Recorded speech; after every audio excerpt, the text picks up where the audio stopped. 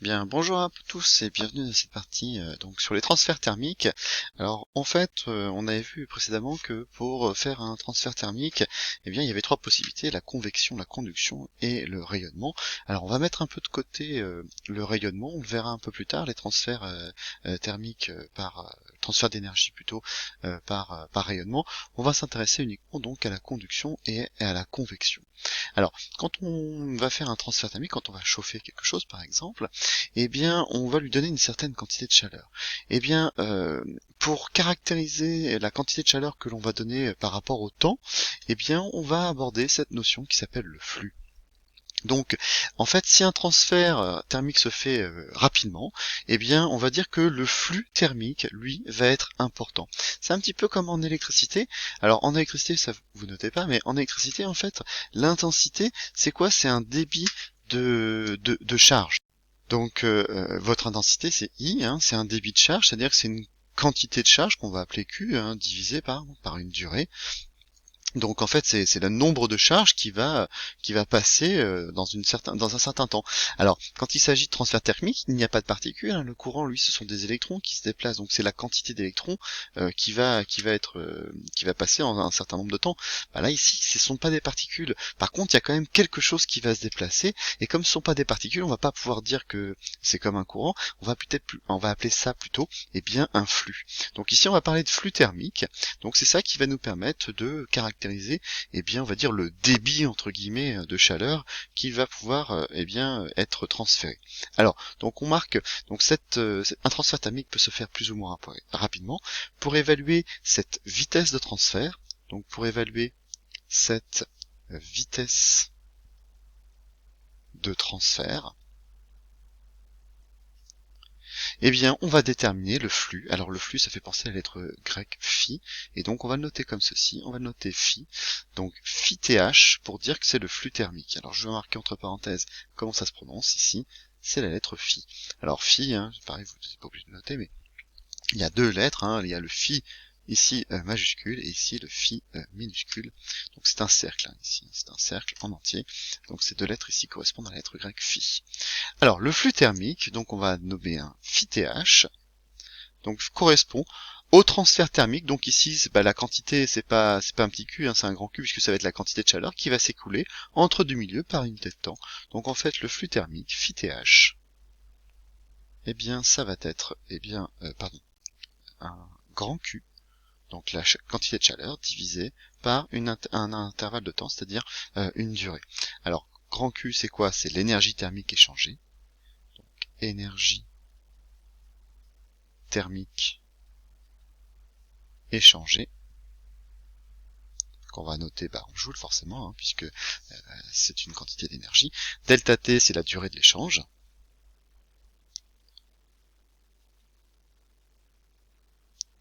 Donc une durée, ça se mesure en secondes, forcément. Et phi th, c'est le flux thermique échangé.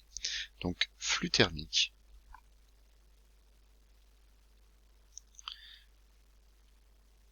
échangé, donc un flux thermique. Alors en quelle unité ça va pouvoir se mesurer? Regardez bien ici, j'ai une quantité de chaleur, donc des joules, divisé par des secondes, donc ça va être des joules par seconde. Donc J S exposant moins 1. Alors, si on fait une petite remarque ici, la remarque c'est quoi? C'est que regardez bien, c'est des joules secondes. Ça me fait penser à quelque chose, hein, parce que une énergie par une quantité de temps, vous savez que E égale P fois T. Alors, on va mettre plutôt delta T et delta E ici. Donc, ce qui veut dire que, une puissance, c'est quoi? C'est delta E sur un delta T. C'est la même chose. C'est un delta E, c'est une énergie, c'est en joules divisé par des secondes ici. Donc en fait, ici, le flux thermique va être homogène à une puissance. Et d'ailleurs, parfois, on va parler de puissance thermique, ici, plutôt que de flux. Donc le flux thermique a les dimensions d'une puissance. On parle d'ailleurs de puissance thermique. Donc puissance thermique. Alors j'ai marqué ici ou, en watts. Voilà, on pourrait avoir les deux, hein, puisque les deux sont homogènes. Alors, Loi de résistance thermique petit 2.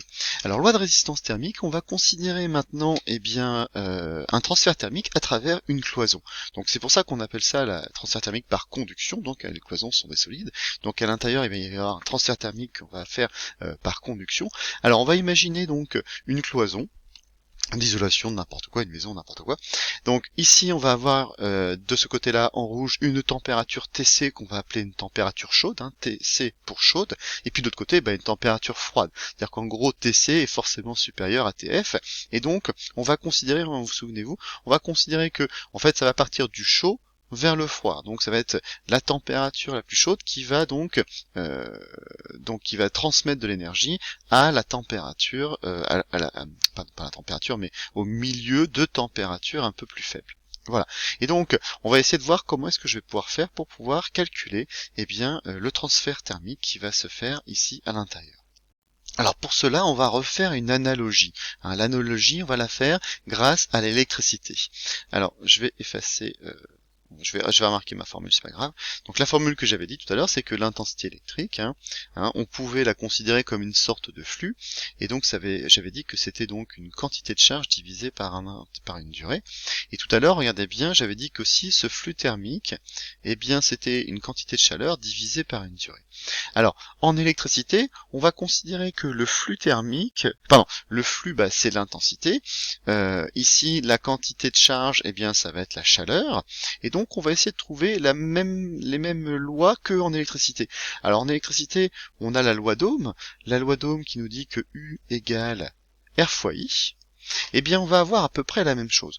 Une tension d'électricité, c'est une différence de potentiel électrique. Ça veut dire qu'à deux endroits d'un circuit, par exemple, vous n'avez pas la même quantité de charge qui est accumulée.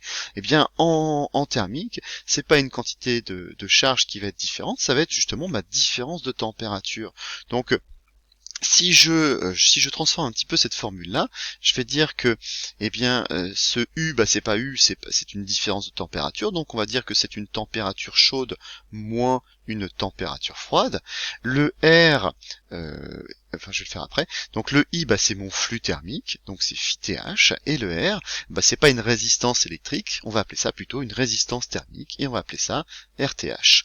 Donc je peux avoir une nouvelle formule pour calculer mon flux, si je passe le RTH de l'autre côté, la formule que l'on va utiliser pour calculer le flux thermique, ça va être phi-TH va être égal à quoi?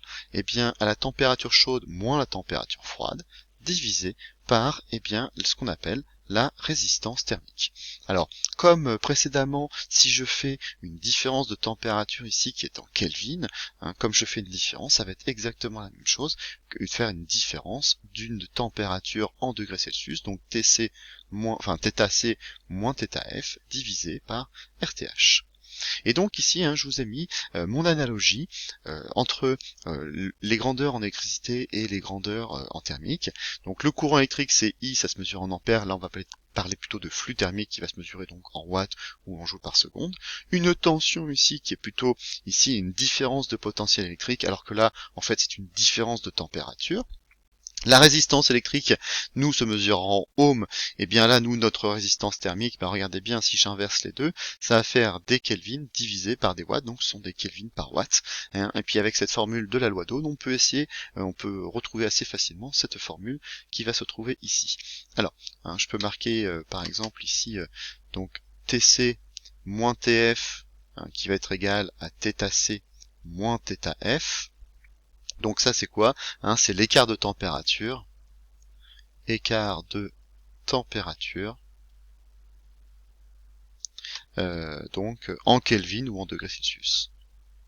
En K ou degrés. Je sais pas bien fait. Donc degrés Celsius. Donc ça c'est le premier point. Ensuite qu'est-ce que j'ai? J'ai le flux thermique, donc phi-TH, qui peut se mesurer donc en watts. Et puis le dernier, c'est RTH, c'est la résistance thermique de la cloison, qui va se mesurer donc en Kelvin par watt. Voilà. Donc remarque 1, donc cette loi est analogue à la loi d'Ohm en électricité, c'est comme ça qu'on peut essayer de la retenir. Ça ressemble un petit peu, faut savoir que le flux, c'est l'intensité. Ici, c'est ma quantité de chaleur par rapport à ce que vous avez vu l'année dernière en première. Voilà. Deuxième remarque, eh bien cette deuxième remarque va concerner en fait la résistance thermique. La plupart du temps, on n'utilisera pas forcément cette résistance thermique, on va plutôt utiliser ce qu'on appelle eh bien la conductivité thermique. Et donc on va voir comment est-ce qu'on fait pour la calculer, cette conductivité thermique. Alors, en fait, on va essayer de comprendre avec la cloison plutôt. Donc avec la cloison, en fait ici, imaginons que je mette ici du fer ou alors du polystyrène, eh bien vous n'allez pas du tout avoir la même résistance thermique. On comprend que le fer c'est un bon conducteur de chaleur, alors que le polystyrène est plutôt un isolant. Et donc en fait, on va se dire que plus vous allez avoir une épaisseur importante, donc si j'augmente ici son épaisseur, sa largeur de la cloison, plus votre résistance thermique va augmenter.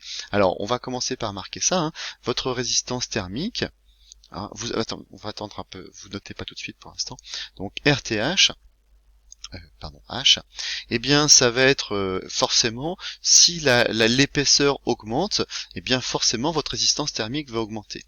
Deuxième chose, on va se dire que en fait, par contre, si vous avez une surface très importante, eh bien la chaleur va forcément ici se diffuser dans toute cette surface, et donc cette isolation, elle va dépendre aussi de la surface de votre cloison. Alors la surface, ça sera la partie, on va dire, plutôt ici en foncé à l'intérieur. Donc par contre, plus vous allez avoir une surface importante, et moins votre résistance thermique sera importante, donc ça veut dire que ça sera plutôt inversement proportionnel. Donc si c'est inversement proportionnel, je vais diviser par LS. Et donc ici, eh bien ça va être aussi un coefficient, ça va être probablement face à un coefficient de proportionnalité quelconque K, et donc ce coefficient de proportionnalité K, on va plutôt le mettre sous la forme 1 sur K. 1 sur K, et ça va être inversement proportionnel donc avec ce qu'on va expliquer, à ce qu'on va nommer la conductivité thermique. Donc c'est 1 sur lambda, qu'on va plutôt appeler la conductivité thermique. Alors c'est évidemment l'inverse, parce que plus une paroi va avoir une résistance thermique importante, moins elle va être conductrice. Alors je vous mets ici quelques exemples de conductivité thermique, donc on va nommer lambda, donc lambda ici. Donc par exemple le liège a une très faible conductivité thermique, ça veut dire qu'il va avoir une grande résistance thermique. Le marbre, lui, a plutôt une bonne conductivité thermique, ça veut dire que ça va conduire plutôt à la chaleur, c'est pour ça que le marbre, quand on marche dessus, c'est froid. Et pareil pour l'acier, ça a une très grande conductivité thermique, ça veut dire que globalement, et bien dans ce cas-là, le flux va être assez rapide, la quantité de chaleur, va être assez rapide, donc ça veut dire que le flux va être assez important. Et donc, c'est pour ça que si on touche de l'acier, eh bien, on va avoir cette sensation de froid qu'on va avoir, alors que le liège, lui, on va avoir plutôt une sensation de chaud. Alors, je vais remettre un petit peu ma formule correctement pour qu'on l'écrive ici de manière propre. Donc, la résistance thermique, on va pouvoir la calculer, c'est RTH, c'est donc L, donc l'épaisseur. Des fois, on marque un petit e, bon, j'ai marqué L, peu importe. Donc, divisé par lambda fois, eh bien, la surface, où lambda, eh bien, est la conductivité thermique du matériau. Donc c'est la conductivité thermique du matériau qui la constitue. Voilà, alors je vais m'arrêter là pour cette première partie, parce que là c'était juste histoire de voir quelles sont les formules que l'on va utiliser pour étudier les transferts thermiques. Ensuite, ça va être un petit peu plus compliqué, donc il va falloir faire une seule unique vidéo pour pouvoir faire ça, puisque là on va essayer de voir l'évolution temporelle, c'est-à-dire qu'on va voir comment va évoluer au cours du temps ce transfert thermique, et là ça va être la partie la plus difficile. Voilà, je vous dis au revoir et à bientôt.